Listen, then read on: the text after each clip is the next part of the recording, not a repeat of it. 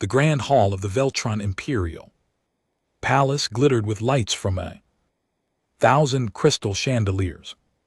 Princess Lyra stood in front of the massive mirror in her private chamber, watching as her attendants adjusted the flowing silver gown that marked her as a bride. The fabric shimmered like starlight, traditional for royal weddings among her people. She touched the delicate crown of blue diamonds resting on her dark hair and wondered, not for the first time, what she was doing. In a few hours she would marry a human, a species that had joined the Galactic Coalition only 30 years ago. Species that most of the older civilizations considered barely more advanced than children playing with borrowed technology. Her oldest sister had laughed when the announcement was made. Her second sister had offered sympathetic looks but said nothing. Both had married princes from ancient, powerful families. Lyra was getting a cultural liaison officer from Earth, man who spent his days cataloging human customs and explaining them to anyone who cared to listen, which was not many people. She had met Daniel Warren exactly 4 times before today. First time was at a state dinner 3 years ago when he had just arrived at the Velarin court. He had been polite, soft-spoken and forgettable. The second time was at a garden party where he had discussed human literature with her for merely an hour. She remembered being surprised that he was actually interesting when you got him talking about books. The third time was at another formal function where he had helped her navigate a particularly boring conversation with a Crosthian trade minister. The fourth time was 2 months ago when her father, the Emperor, had informed her that the Earth government had proposed a marriage alliance. Daniel had arrived the next day with flowers, human flowers grown in the palace greenhouse. He had asked if she was being forced into this arrangement. She had said no, though it was not entirely true. He had said he would understand if she refused, that he would explain to his government that it was his inadequacy, not hers. That had been kind of him. She had agreed to the marriage. Now here she was about to walk down the aisle to marry a man she barely knew, a man who was by all accounts perfectly pleasant and utterly ordinary. The ceremony was attended by representatives from all 17 coalition species. Lyra walked through the crowd and saw the barely concealed smirks from the Crothian delegation. She heard whispered comments from the Sylvari ambassador about humans being quaint. Her father stood at the altar with a diplomatic smile that did not quite reach his eyes. He had been very clear about why this marriage was happening. Humanity controlled several important trade routes through their space. An alliance through marriage would secure those routes and strengthen the coalition's eastern border. Daniel stood waiting at the altar in a simple black suit. Human formal wear was so plain compared to the elaborate robes and uniforms of the other species present. He was tall for a human, with dark hair touched with gray at the temples and brown eyes that seemed tired. When Lyra reached him, he smiled. It was a genuine smile, warm and a little nervous. That made her feel slightly better. The ceremony followed tradition. Vows were exchanged in her language, which Daniel spoke with only a slight accent. He had clearly practiced. They touched foreheads in the traditional gesture of unity, and the crowd applauded politely, some more enthusiastically than others. At the reception, Lyra sat beside her new husband and watched as various dignitaries approached to offer Congratulations. Most spoke to her father or to her, largely ignoring Daniel except for brief patronizing acknowledgments, a coalition admiral. 3 glasses into the evening's wine. Made a joke about humans being the galaxy's librarians, better with books than battles. Several people laughed.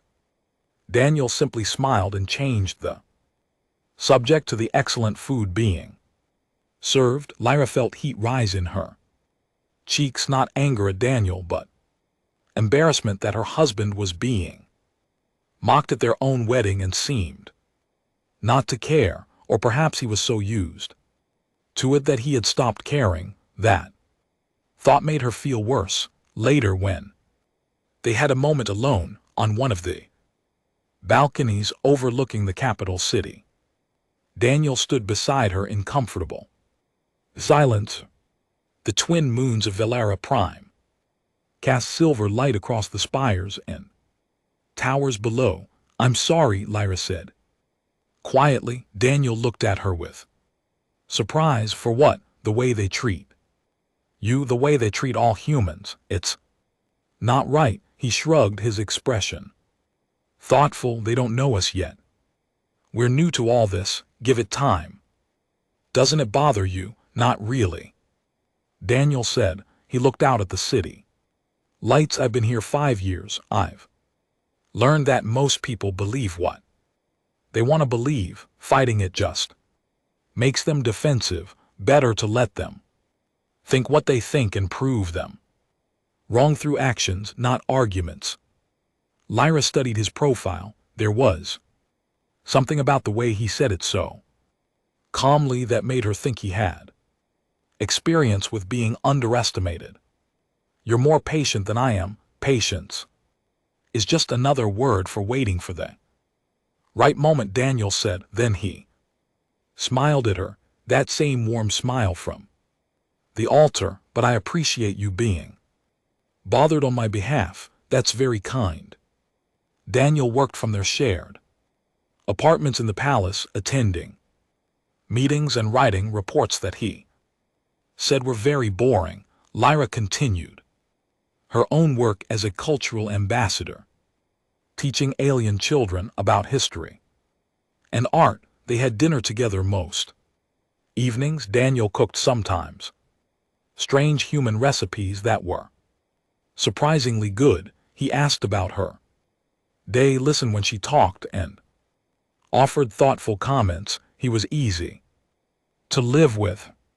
He kept his spaces tidy, never complained, and had a quiet sense of humor that made her laugh when she least expected it. He read constantly, old-fashioned physical books that he had shipped from Earth. He exercised every morning in a small room he had converted into a gym, though Lyra never saw him do it. He was simply gone for an hour each dawn and returned looking refreshed. There was a comfortable distance between them. They were partners in an arrangement, not lovers. Lyra appreciated that Daniel did not push for more than she was willing to give. Some nights they sat in the same room reading separate books. Other nights they talked about philosophy or history or the differences between their cultures.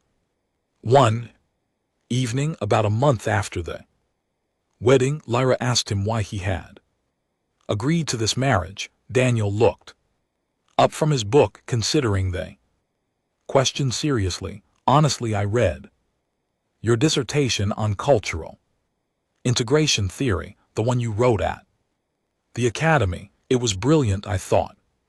Anyone who could think that clearly about how different species could understand each other was someone worth knowing. Lyra blinked. She had not expected that. You read my dissertation.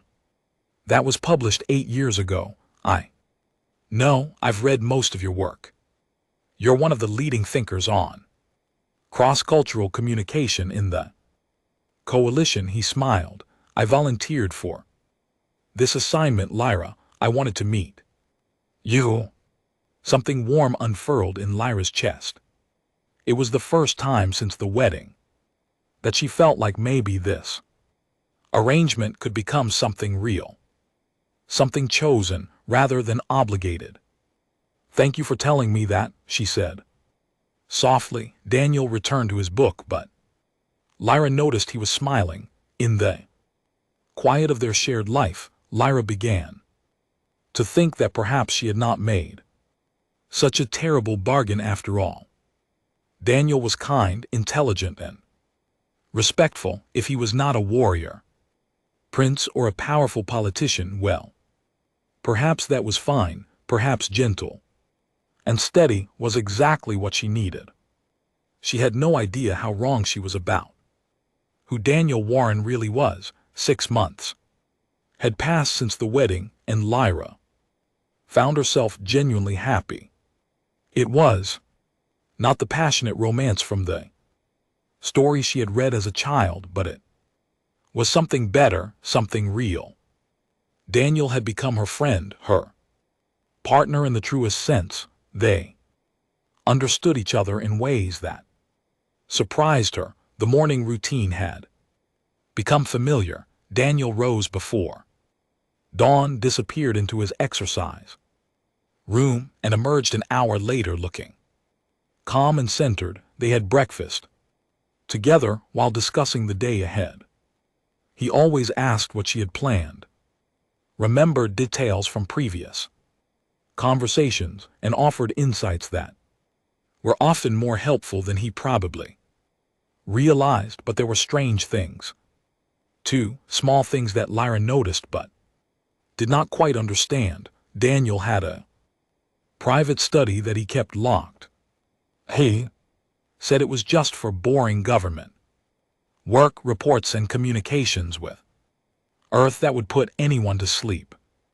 Lyra respected his privacy and never pushed to enter, but sometimes she heard him in there late at night, his voice low and serious, speaking in rapid English that she could not quite make out. Through the door, he received encrypted messages on a secure device that he checked several times a day.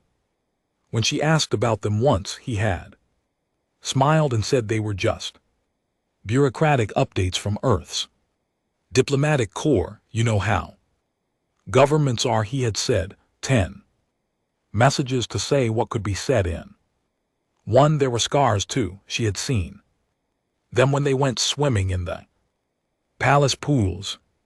A long mark across his shoulder, smaller ones on his ribs, a particularly nasty one on his left thigh. He had explained them away as accidents from his youth, growing up on one of Earth's frontier colonies where medical technology was not as advanced. The explanation made sense, but something about the way he said it felt incomplete. Most of the time, Daniel's eyes were warm, kind, a little tired. But sometimes, just for a moment, Lyra would catch a different look. It happened when someone was rude to him at diplomatic functions. It happened once when they witnessed a minor fight break out at a market. His eyes would go flat and cold, calculating, seeing things she could not see. Then the moment would pass and he would be gentle. Daniel again, smiling and making a quiet joke. She began to notice other things. Way he moved through crowds, always positioning himself so he could see exits. The way he never sat with his back to a door. How he always knew exactly where she was in a room, even when he seemed to be focused on something else. The way his hands, which were usually relaxed and open, would sometimes flex as if remembering how to hold something. At a state dinner one evening, a Crothian ambassador named Gree had too much to drink. He began talking loudly about humanity's recent troubles with pirates in the outer systems. Your people run from a few raiders, Greth said with a laugh. The coalition would have eliminated such a minor threat in Days, but I suppose humans prefer to negotiate rather than fight, not that there is anything wrong with that. Every species has their strengths, yours is perhaps administrative. The table had gone quiet. Lyra felt anger rise in her chest. She opened her mouth to respond, but Daniel's hand gently touched hers. Under the table she looked at him. His expression was pleasant, unbothered, but she saw his other hand tighten around his glass for just a second. The crystal made a small sound, nearly cracking. Then his grip relaxed. You're absolutely right, Ambassador Gret, Daniel said smoothly. We are still learning. The Coalition's experience is invaluable. Perhaps your military command would be willing to share some tactical databases. I would be happy to pass them along to Earth's defense coordinators. Gret, surprised by the polite response, blustered something about reviewing the request. The conversation moved on, but Lyra had seen something in Daniel's eyes. During that brief moment, something cold and dangerous that vanished as quickly as it appeared. Later that night in their apartments, Lyra could not stop thinking about it. Daniel was reading as usual, seemingly unconcerned. She watched him from across the room. He looked up and smiled. Something on your mind? He asked. Gret was incredibly rude tonight. He was drunk. People say foolish things when they drink. You should have defended yourself. Defended humanity. Daniel set his book down. To what end? Breath believes what he believes. Arguing with him would only have made the dinner uncomfortable for everyone else. Besides, his opinion does not matter much in the larger scheme of things. How can you be so calm about it? He considered the question, his expression thoughtful. I suppose because I know the truth. What others think of me or of humanity does not change reality. We know who we are. That's enough. Lyra shook her head. I wish I had your patience. You have your own strengths, Daniel said. You care about people. You want to fix things, make them better. That is much more valuable than patience. 2 weeks later, Daniel informed her that he needed to take 3 days for Earth cultural observances. He did this occasionally. Usually once every few months, he would be gone during the day, returning in the evenings. He never explained exactly what these observances were and when. Lyra looked them up in human cultural databases. She could not find anything matching the dates. On the second day of his absence, curiosity got the better of her. She went to his study. The door was locked as always. She knew she should not, but she used her palace override codes. The door opened. The study was not what she expected. Yes, there were books in a desk, but one wall was covered with screens showing what looked like star maps, not trade routes or exploration charts. These were tactical displays, fleet position, defense grids. She recognized some of the symbols from her own basic military education. There were threat assessments, casualty projections, response time calculations. On the desk was a data pad that had not been properly locked. The screen showed a message chain. She knew she should not read it, but her eyes caught the words. Anyway, Warlord Warren, the Council requests your assessment on the frontier defense initiative. Warlord, her gentle, quiet husband who brought her tea and discussed poetry, was called Warlord. Lyra quickly left the study, closing the door behind her. Her hearts were pounding. She returned to the main living area and tried to look natural, picking up a book she had been reading. Daniel entered a few minutes later. He smiled at her. I finished early, thought I would come home and make dinner. Are you hungry? Lyra looked at him. This man, who moved so carefully, who spoke so softly, who had been nothing but kind to her, who was he really? Daniel, can I ask you something? Of course. Before you came to Valera, what did you do on Earth? He paused in the doorway to the kitchen. For a long moment he did not answer. When he turned back to her, his expression was carefully neutral. I was in government service, different department than now. Why do you ask? Just curious. You never talk much about your past. It's not very interesting, he said. Lots of paperwork and meetings. Much like what I do now, honestly. He smiled. I promise you're not missing anything exciting. But Lyra saw the way he said it, the careful words, the deflection. He was lying, not about everything perhaps, but about something. That night she lay awake thinking. Daniel slept beside her. Peaceful and still, she had begun to care for him deeply over these months. She trusted him, but she realized that she did not actually know him, not really. He knew everything about her. Her fears, her hopes, her childhood, her dreams, but she knew almost nothing about his life before coming to Valera.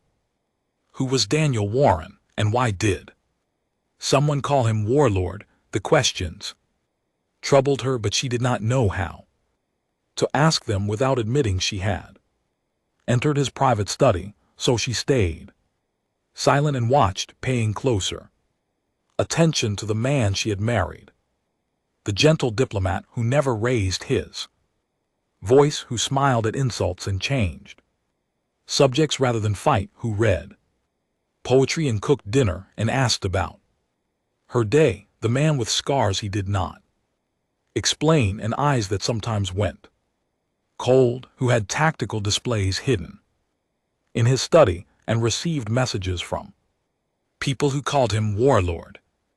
LRA did not know which version was real. Or perhaps, in this thought chilled her, they both were. The alarm started screaming at dawn. Lyra jerked awake to the sound of warning sirens that she had only heard during drills. Daniel was already out of bed, moving to the window. His movements were different than usual, faster, more precise, like a machine activated after being dormant. What's happening? Lyra asked, her voice shaking. Daniel's face was pressed against the glass, looking up at the sky. She saw his jaw tighten. Get dressed quickly, something's wrong. Lyra rushed to put on clothes, her hands trembling. Through the window she could see lights in the sky, not stars, ships. Dozens of them, maybe hundreds, descending through the atmosphere. The planetary defense grid was firing, blue streaks of energy lancing upward. Some of the ships exploded in brilliant flashes, but more kept coming. Her communication device started buzzing frantically, messages from her father, from the palace guard, from her sisters, all saying the same thing. They were under attack. The Zarathi Dominion had launched a surprise assault on Valera Prime. Daniel was already dressed, speaking rapidly into his own communication device in English. His voice was hard, commanding, nothing like his usual gentle tone. I need confirmation. How many? What class? Fine, hold position. I'll get back to you. He turned to Lyra. We need to get to the palace command center now. They ran through the corridors. Other people were running too, some toward shelters, others toward duty stations. The palace guard was mobilizing, their faces grim. Lyra heard explosions in the distance.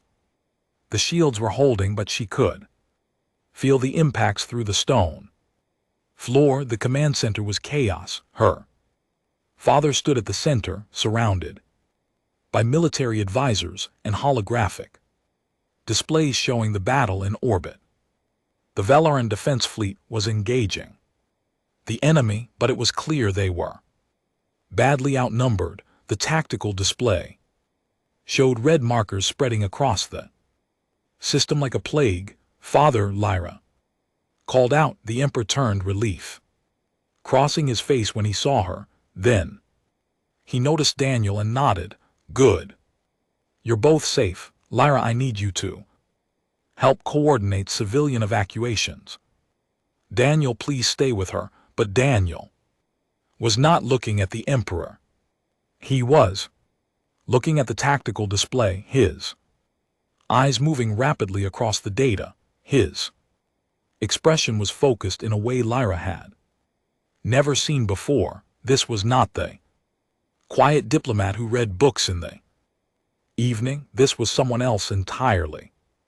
How long can the shields hold? Daniel asked, his voice cutting through the noise. A Velar military commander, woman named Sa, glanced at him dismissively. With respect, human, this is a military matter. How long? Daniel repeated, his tone leaving no room for argument. Sailor blinked, surprised by the authority in his voice.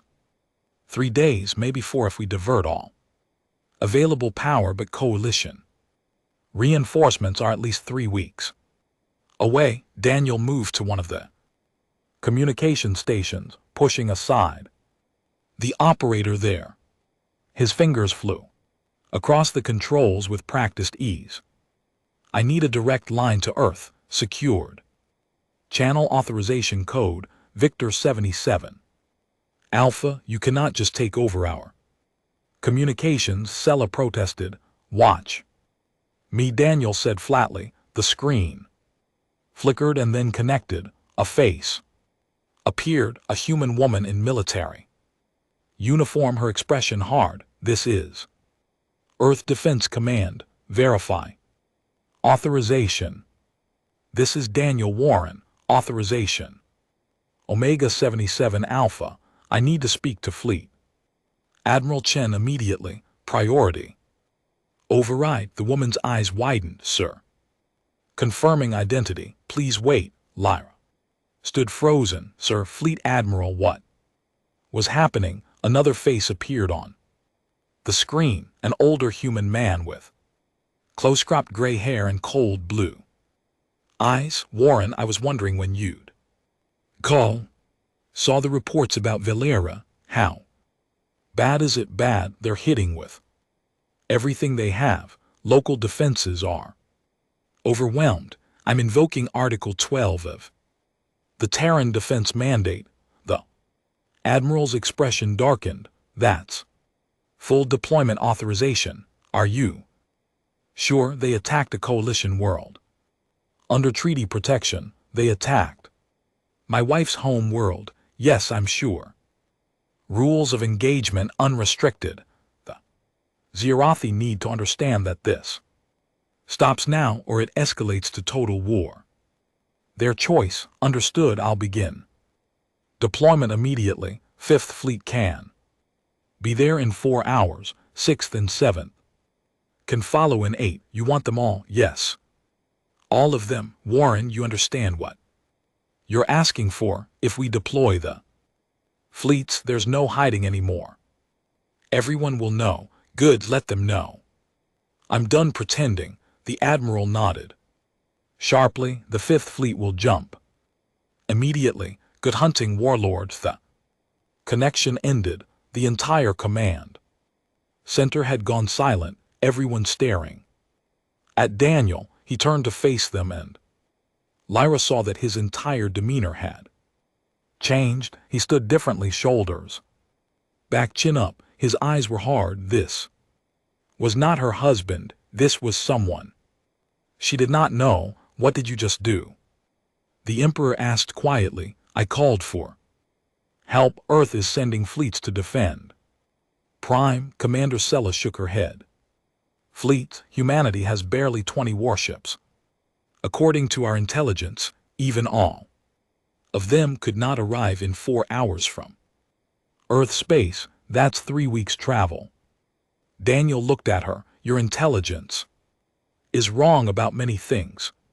He walked to the tactical display, enlarging the orbital view. The Zuri have committed approximately 800 warships to this attack. They're using standard assault formations, focusing on overwhelming the defense grid through numerical superiority. They expect to breach the shields in 3 days, land-ground forces, and occupy the planet within a week. How do you know their strategy? Sela demanded. Because it's what I would do.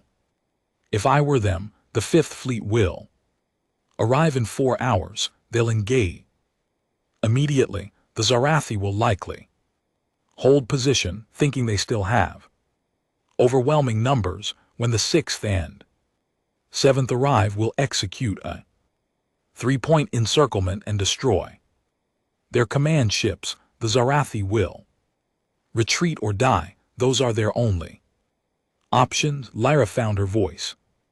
Daniel, what is the Fifth Fleet? What are you? He looked at her, and for a moment she saw pain in his eyes, real genuine pain. I'm sorry, Lyra, I wanted to tell you. I was going to tell you, but right now. Your world has less than 70 hours before those shields fail. We can discuss my past later. Right now I need to save your people. You're not a diplomat, she said, the words coming out as an accusation.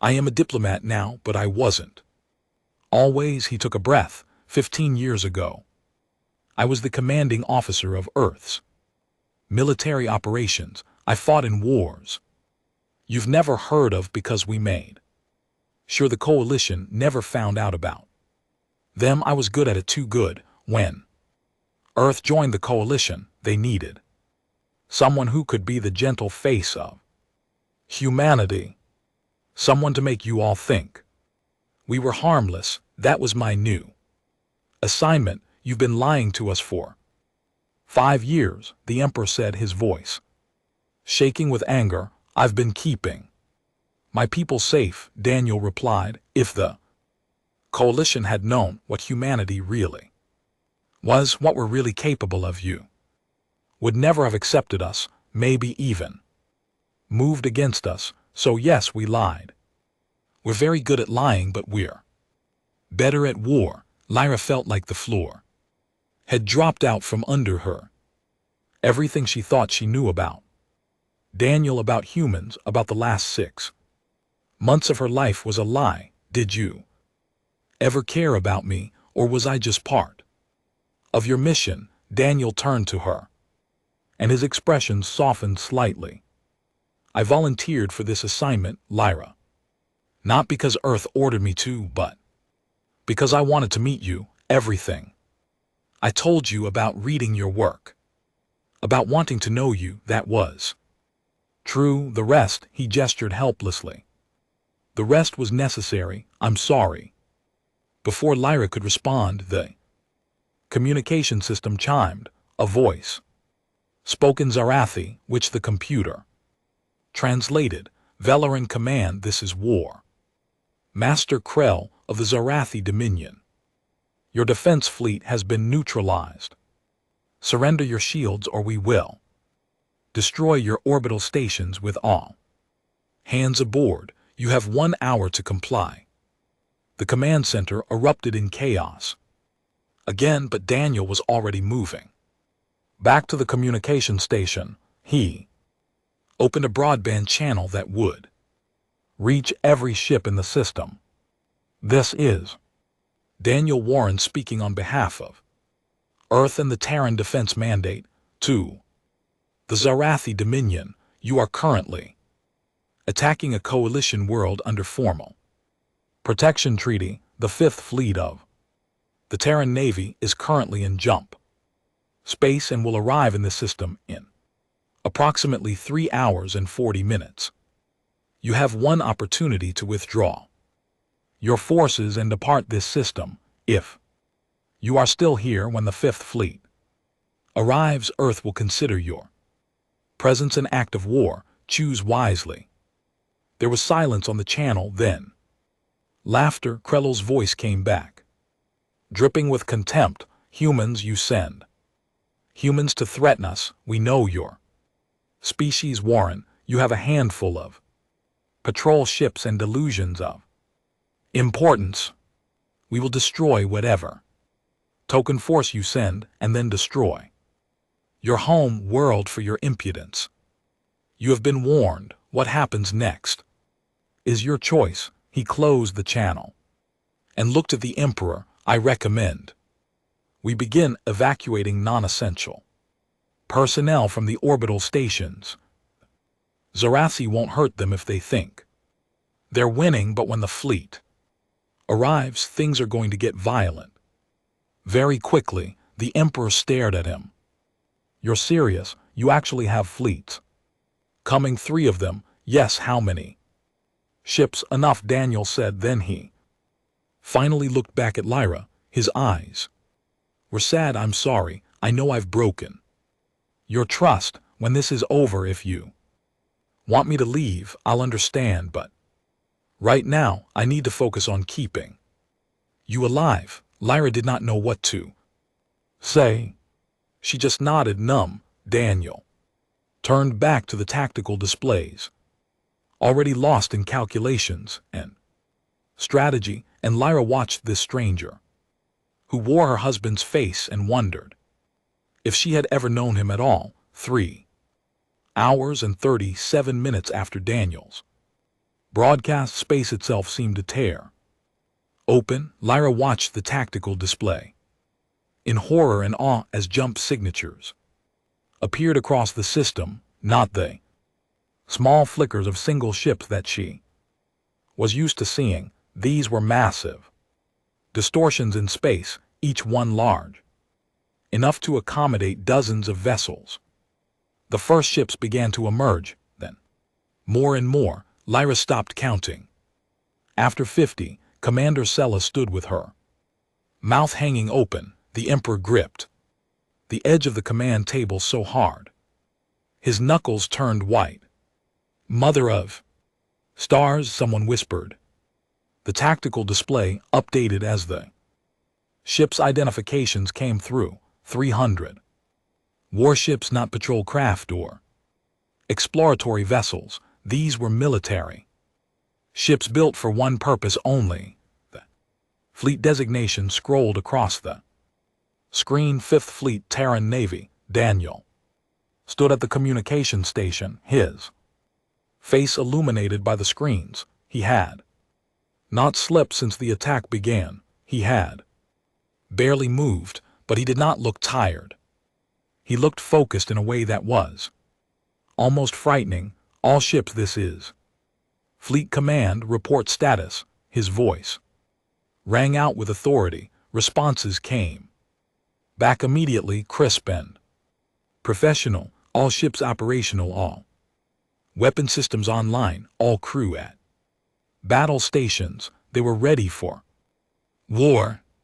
The Zarai fleet, which had been so confident hours ago, was now scrambling to reorganize. Their communications were panicked, confused. This was not what they expected, not even close. Warm Master Krell's voice came over the open channel, trying to sound confident and failing. This changes nothing, humans.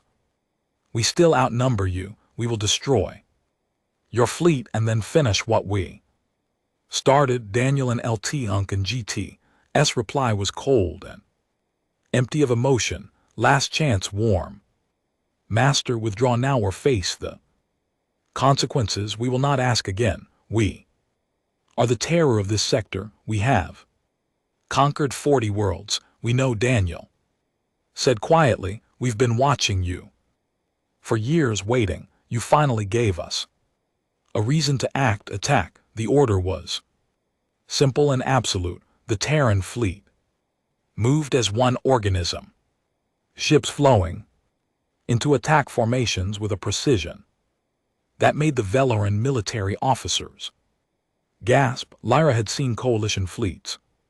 Drill, they were good, this was something else entirely. This was a machine that had been perfected through practice and blood. The battle began. Lyra had to look away from the display. Several times it was brutal. The ships did not have significantly better technology than the Zarathi, but they used what they had with devastating efficiency. Their targeting was perfect. Their movements were coordinated down to the second. They fought without hesitation, without mercy. A Zarathi cruiser tried to ram one of the Terran destroyers. The destroyer did not dodge. Instead, it angled its thickest armor toward the impact and fired all weapons at point-blank range. As the collision occurred, both ships were destroyed, but the destroyer took out the cruiser and two nearby frigates with its final shots. Why did they do that? Lyra asked. Horrified, they could have evaded. Daniel did not look away from the screens because the tactical advantage was worth the sacrifice. The crew knew that. They chose it. You ordered them to die. No, I ordered them to win. They decided how to do that. His voice was flat, emotionless. Every person on that ship volunteered for fleet service. They knew what it meant. Lyra felt sick. This was war, real war, not the clean, distant conflicts she had read about in history books. This was people dying while her husband gave orders without flinching. The battle raged for 2 hours. The Zarathi fought hard, but they were being systematically destroyed. Their formations broke apart under the Terran assault. Their command structure fell apart as ship after ship went dark. Then the 6th and 7th fleets arrived, another 600 ships dropping into reality from jump space.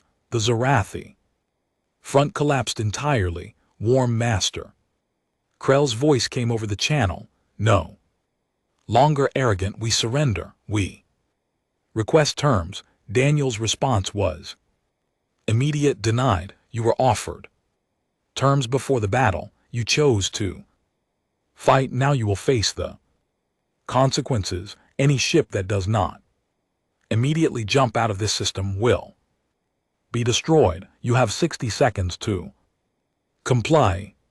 You cannot. We have surrendered. I don't accept your surrender. 50 seconds. Lyra grabbed Daniel's arm. You can't just kill them all. They've surrendered. He looked at her, and his eyes were terrible, not angry, not cruel, just empty. They attacked civilians. They bombed civilian stations. They were going to occupy your world and enslave your people. Yes, I can. 40 seconds. Warm Master. The Zarathi ships began jumping away in panic, fleeing the system as fast as their drives could manage. Within 2 minutes, the system was clear of enemy vessels, except for the disabled ones that could not escape. The Terran fleet began systematically destroying them. Stop this, the Emperor commanded. They cannot fight back. This is murder. Daniel finally turned from the display with respect. Emperor, this is war. The Zarathi Dominion has been raiding coalition space for decades. They've destroyed colonies, killed millions. Today they came for you. If I let them retreat with their fleet intact, they'll be back in a year with more ships. This ends today or it never ends. There are rules of war. There are conventions. Yes, and the Zarathi have broken every single one of them over the years. I'm sorry if this offends your sensibilities, but I'm not here to fight a war that makes you comfortable. I'm here to win, to make sure they never threaten you again. Daniel's voice was hard. You wanted to know what humans are really like. This is what we are. We don't fight wars halfway. We don't leave Enemies alive to hurt us again. We finish what we start. The command center was silent except for the sounds of weapons fire on the displays. The Terran fleet was methodical, efficient. Within an hour every Zarathi ship in the system was destroyed or had fled. The space around Velar Prime was littered with debris and escape pods. Daniel opened another channel.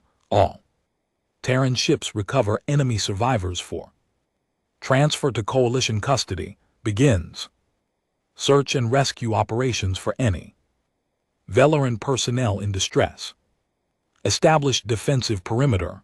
The system is secure. He closed the channel and finally allowed himself to slump slightly against the console. The transformation was subtle but visible. The hard commander faded slightly, and exhausted Daniel returned. He looked at the casualty report scrolling across his screen and closed his eyes briefly. How many? Lyra asked quietly. Terran casualties. 417 ships damaged, 63 destroyed, approximately 8,000 dead, 20,000 wounded. His voice cracked slightly on the numbers. The Zarathi lost everything they brought. Estimated casualties around 200,000.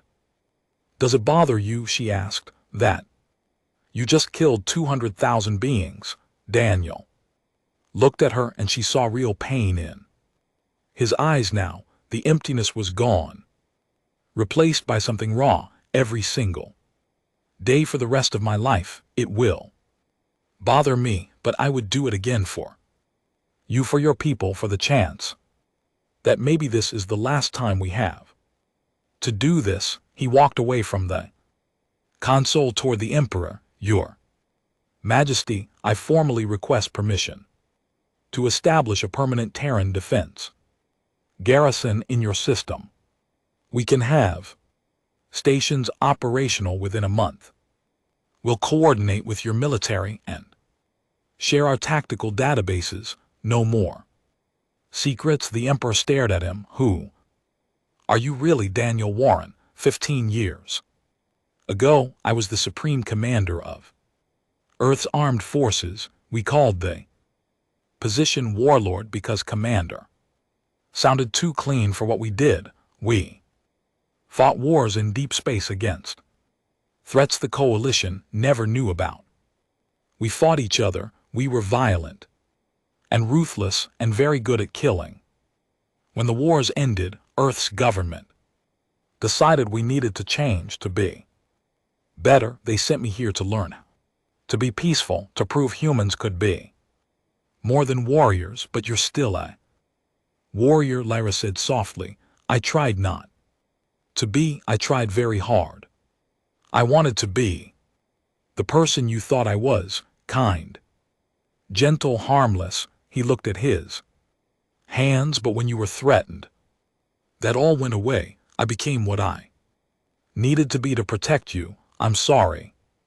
Commander Sella stepped forward. The Coalition intelligence was wrong about humanity, dangerously wrong. How many more fleets do you have? 12 total, each one about this size. We've been building them for 30 years, hiding them in deep space, telling everyone we're peaceful explorers. We're not. We're survivors.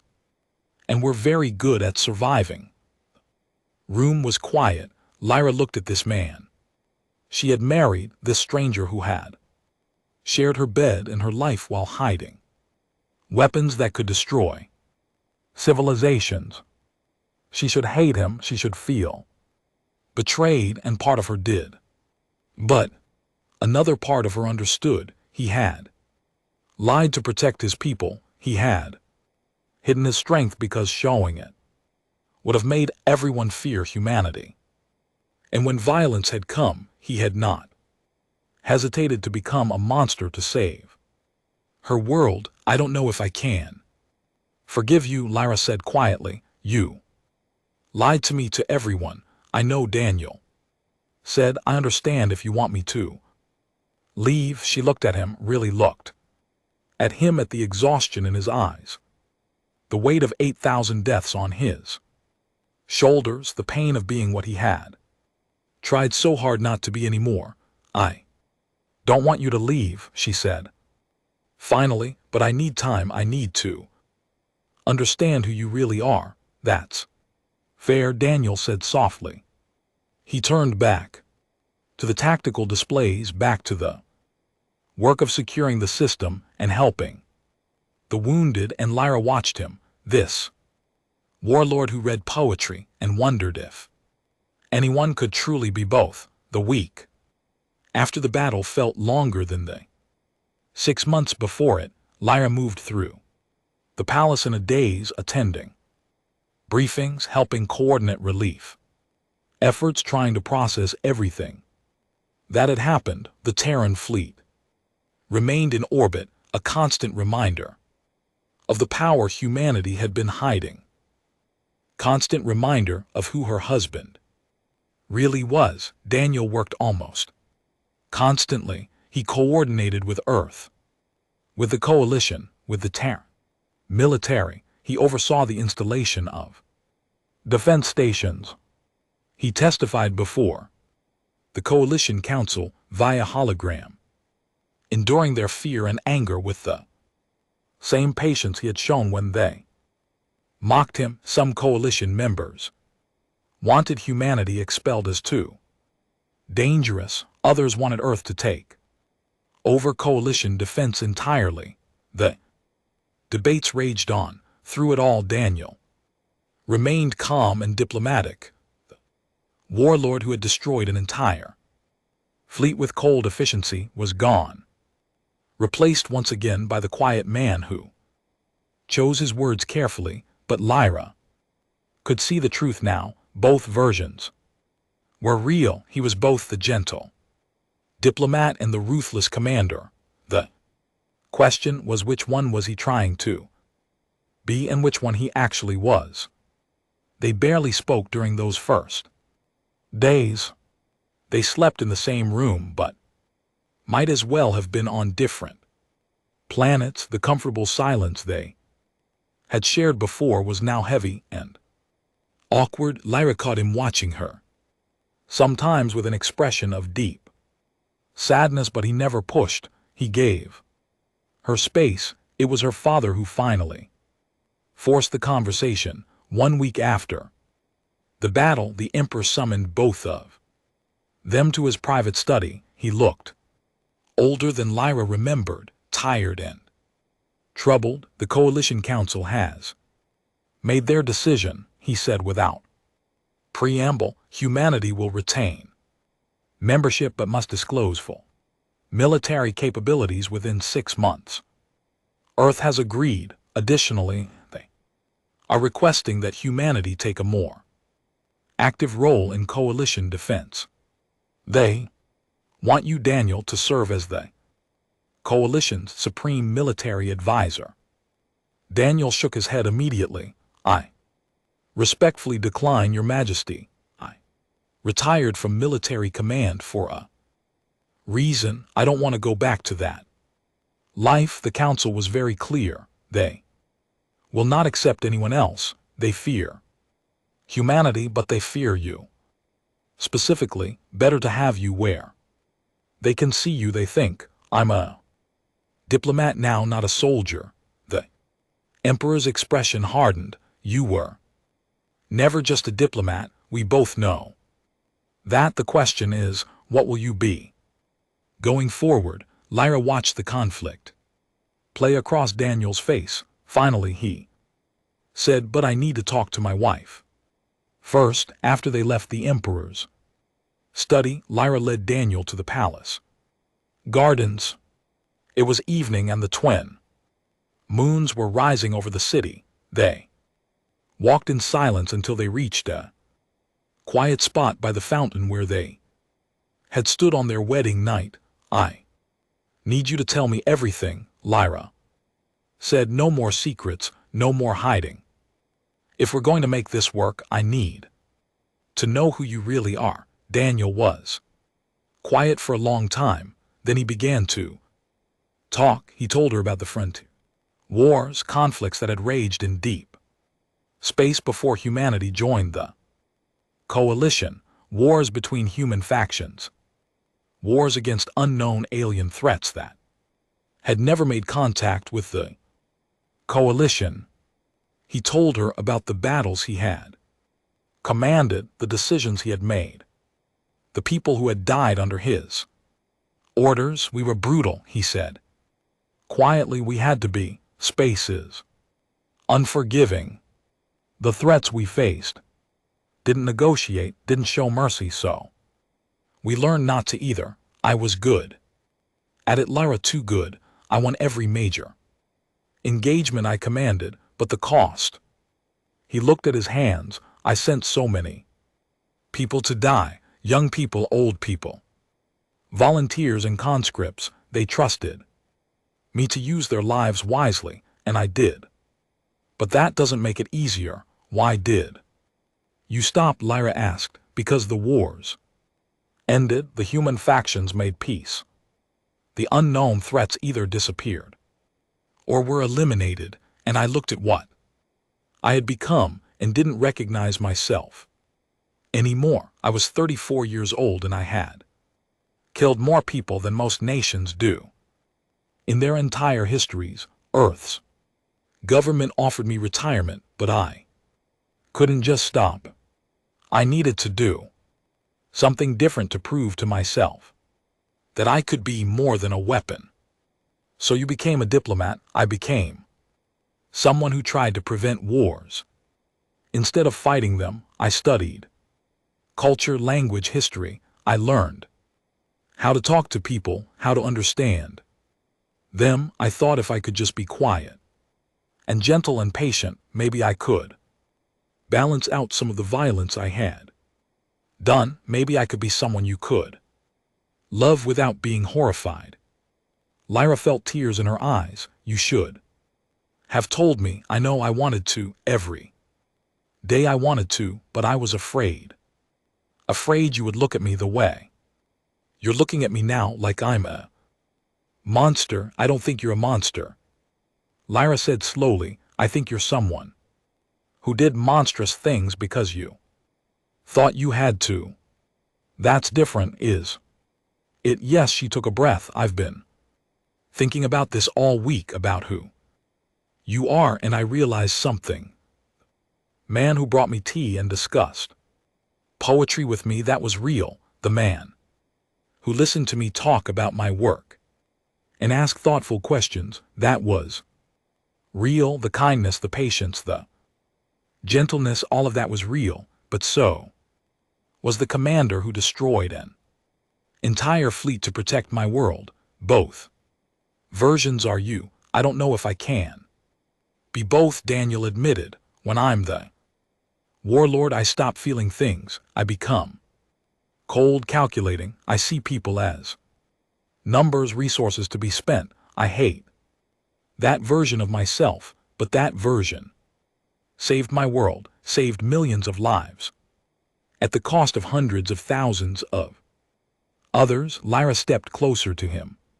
The Zarathi attacked us. They chose violence. You responded to that choice. You didn't start this war, Daniel. You finished it. That doesn't make the deaths weigh any less. No, Lyra agreed, but it means you're not a monster. A monster wouldn't feel the weight. A monster wouldn't have spent 6 months trying to be gentle and kind.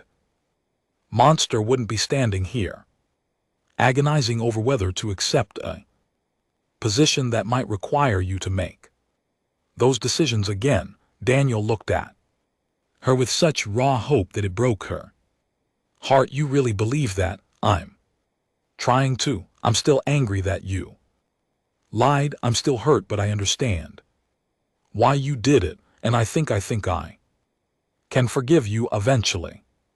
What about the coalition position?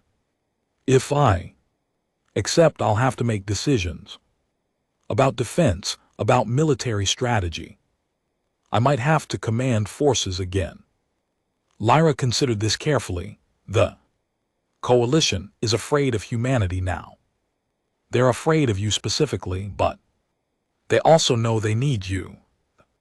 Zarathi weren't the only threat out. There are others if you take this position, you can help prevent wars, and if wars happen anyway, you can minimize the casualties. Isn't that what you wanted, to prevent violence instead of causing it? It is, Daniel said, but what if I fail? What if I become that cold thing again and can't come back? She took his hand. Then I'll bring you back. That's what a wife does, right? She reminds her husband who he really is. When he forgets, for the first time since the battle, Daniel smiled. It was small and sad, but genuine. I don't deserve you. Probably not, Lyra said, managing a small smile of her own, but you're stuck with me anyway. We made vows. Remember, for better or worse, I think. This qualifies as worse. It can only get better from here, we can hope. They stood together by the fountain, holding hands, watching the moon's rise. It was not the perfect romantic moment from the stories. There was still hurt between them, still questions to answer, still trust to rebuild, but it was a beginning. 3 days later, Daniel accepted the position as coalition's supreme military advisor. His first act was to propose a treaty limiting military buildups and establishing protocols for peaceful conflict resolution. His second act was to share Earth's tactical databases with all coalition militaries, removing the advantage of secrecy. His third act was to establish memorial funds for both Terran and Zarathi casualties from the battle. The coalition was surprised. They had expected the Warlord to argue for military expansion, for aggressive defense postures. Instead, he argued for peace, for understanding, for preventing the next war before it started, but he did so with the quiet authority of someone who knew exactly what war cost. When he spoke about the price of violets, everyone listened because they all knew he had paid that price. Personally, Lyra watched as her husband navigated the complex politics of coalition defense. He was patient with the scared members, firm with the aggressive ones, and always focused on preventing conflict rather than winning it. This was the diplomat who had lived in the palace for 6 years, but now tempered with the wisdom and experience of the Warlord. He had been 6 months after the battle. They hosted a dinner for coalition representatives. It was smaller than the wedding, more intimate. LRA stood beside Daniel as he greeted each guest. Some were still wary of him, others had begun to trust him. All of them respected him. Ambassador Gree approached the same Crothian who had mocked humanity at the state dinner months ago. He looked uncomfortable. Commander Warren, I owe you an apology. I said your people were cowards, that you preferred administration to combat. I was wrong. Daniel smiled gently. You weren't entirely wrong, Ambassador. We do prefer administration to combat. We just happen to be very good at war when peace fails, but I appreciate the apology. After the guests left, Lyra and Daniel stood on the balcony again, looking out at the city. The defensive stations were visible in the night sky, small points of light that promised protection. Scars of the battle were healing. Life was returning to normal. Do you regret it? Lyra asked, revealing the truth about humanity, about yourself. Daniel thought about it. Sometimes it was easier when everyone thought we were harmless, but it was also lonely being something I wasn't. Now at least I can be honest. I can be both the person who wants peace and the person who knows how to fight if peace fails, and us, do you regret marrying me? He turned to her and his expression was soft, never, not for a single moment. You're the best thing that ever happened to me, Lyra. You make me want to be better, not the warlord, not the weapon, just a man trying to make the galaxy a little safer, a little kinder. Lyra kissed him then, really kissed him for the first time since the truth had come out. When they pulled apart, she said, and let's do that together, be better together, build peace together, and if we have to fight, we'll do that together too. Ooh. Together, Daniel agreed. They stood on the balcony, the reserved human diplomat and the alien princess, looking out at a galaxy that was still dangerous, still uncertain, but perhaps a little more hopeful than before, because sometimes the best warriors are the ones who have seen enough war to truly understand the value of peace, and sometimes the strongest marriages are the ones that survive learning the truth about each other and choosing to stay anyway. Daniel would never stop being the warlord of the Outer Rim. That was part of him, written in scars and memories and the weight of 8,000 deaths, but he could also be the gentle husband who brought tea and discussed poetry, the diplomat who prevented wars, the advisor who counseled patience. He could be all of those things, and Lyra would be there beside him, helping him remember which one to be and when, reminding him that strength was knowing when to fight and when to stop, that true power was choosing peace, even when you had the capacity for overwhelming violence. Together they would build something better, one day at a time, one choice at a time, one moment of choosing kindness over cruelty, understanding over fear, peace over war. It would not always be easy, but the best things never were. And in the quiet moments when the galaxy was peaceful and the stars were bright, they would stand together and remember that sometimes the most important battles are the ones you choose not to fight.